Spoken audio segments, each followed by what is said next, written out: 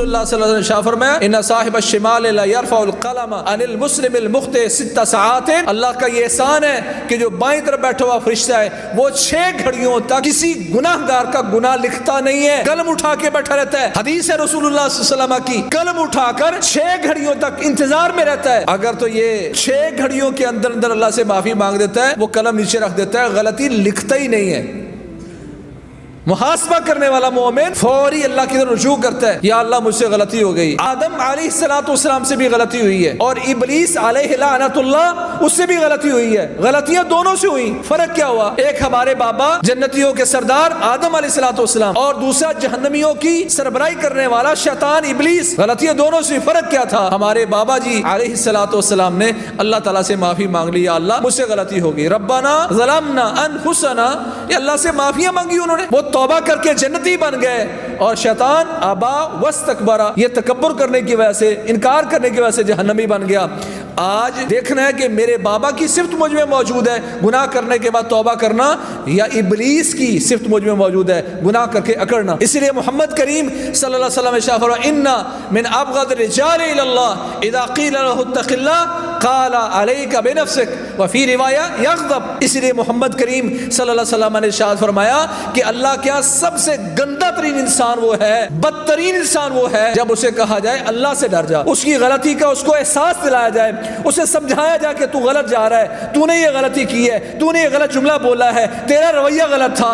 کہا جس بندے کو نصیحت کی جائے وہ آگے سے کہے علیک بنفسک، چل چل تو اپنا آپ سنبھال، تو نے میری قبر میں جانا ہے، تو نے میرا حساب دینا ہے۔ اور میں جو بندہ نصیحت پر، نصیحت کو قبول کرنے کی بجائے، محاسبہ کرنے کی بجائے آگے سے چڑ جائے اور آگے سے جملہ بولے، یہ اللہ کے ہم بدترین انسان ہے۔ مومن کون ہوتا ہے؟ ان المؤمن خلق مفتنا نسیا توابا ولکنہ اذا ذکر تذکر، کہ اللہ کے ہاں سب سے بہترین مومن وہ ہے جو پیدا ہوا اس انداز میں کہ اس پر آزمائشیں رہتی ہیں، اللہ کی طرف سے مسائل اس پر آتے رہتے ہیں۔ مفتنا، پھر کہا نسیا، بڑی غلطیاں کرتا ہے، بنو آدم ہے نا، غلطیاں کرتے ہیں، ساتھ کیا توابا، توبہ بھی کرتا اللہ سے، فوراً شرمندگی ہوتی ہے، اللہ کی طرف رجوع کرتا ہے۔ وَلَمْ يُصِرُّوا عَلَى مَا فَعَلُوا وَهُمْ يَعْلَمُونَ، پتہ چل جائے کہ غلطی ہوگی تو اصرار نہیں کرتے، معافی مانگتے ہیں، توبہ کرتے ہیں۔ وَلَكِنَّهُ إِذَا ذُكِّرَ تَذَكَّرَ، اللہ کا مومن بندہ وہ ہے جب جس کو نصیحت کی جائے تو نصیحت کو قبول کرے، کہ جزاک اللہ خیرا، یار مجھ سے غلطی ہوگی تھی، تو نے تنبیہ کی نشاندہی کی، اللہ تمہیں برکت دے۔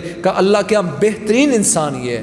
محاسبہ کرتا ہے پھر کہ سارے دن میں جو میں نے مشارطہ کیا تھا، شرط لگائی تھی گناہ کوئی نہیں کروں گا، پھر پیچھا بھی کیا مراقبہ کر کے، پھر محاسبہ کرتا ہے کہ اس کے باوجود مجھ سے یہ غلطی ہو گئی، محاسبہ کرتا ہے، حساب لگاتا ہے کہیں غلطی ہو تو نہیں گئی۔ آج میں ایسا مسلمان ہوں کہ لوگ بتاتے ہیں کہ مجھ سے غلطی ہوئی ہے، میں ماننے کے لیے تیار نہیں ہوں۔ بنیادی وجہ یہ ہے کہ اس بندے نے اپنا محاسبہ نہیں کیا، اور محاسبہ نہ کرنے کی وجہ سے اس کے دل پر اللہ نے گناہوں کی وجہ سے دھبے لگا لگا کے اس کے دل کو سیاہ کر دیا ہے۔ کلا بران علی قلوبہم ما کانوا یکسبون، اللہ کہتے ہیں ان کے گناہوں کی وجہ سے ان کے دل پر پردہ کر دیا گیا ہے، ان کے دل سیاہ ہو گئے، اب ان کو کوئی بات سمجھ نہیں آتی۔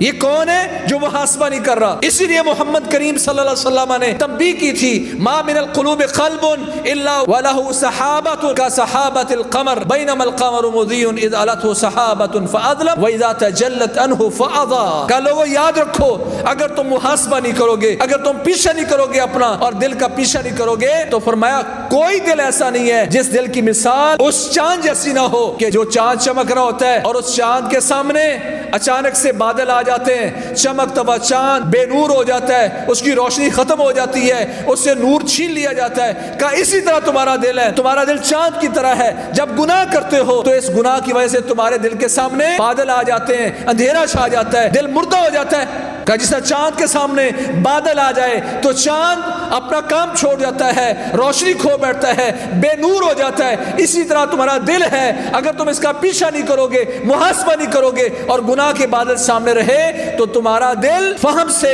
فقہ سے سمجھ بوجھ سے دور ہو جائے گا، پھر کوئی اچھائی اچھائی نہیں لگے گی اور برائی برائی نہیں لگے گی۔ اور محمد کریم صلی اللہ علیہ وسلم نے مثال دے کے سمجھایا، اس دل کی مثال اس ٹیڑھے برتن جیسی ہے جس میں سوراخ ہو چکا ہو، کوئی چیز بھی آپ ڈالتے ہیں اس میں رکتی نہیں ہے، نکل نکل کے باہر آ جاتا ہے، کوئی نیکی اس دل میں اثر ہی نہیں کرتی۔ لا یعرف معروفا ولا ینکر منکرا کا اتنا بدبخت وہ ہو جاتا ہے، اتنا مردہ وہ دل ہو جاتا ہے کہ کسی نیکی کو نیکی نہیں سمجھ سکتا اور کسی گناہ کو گناہ نہیں سمجھتا۔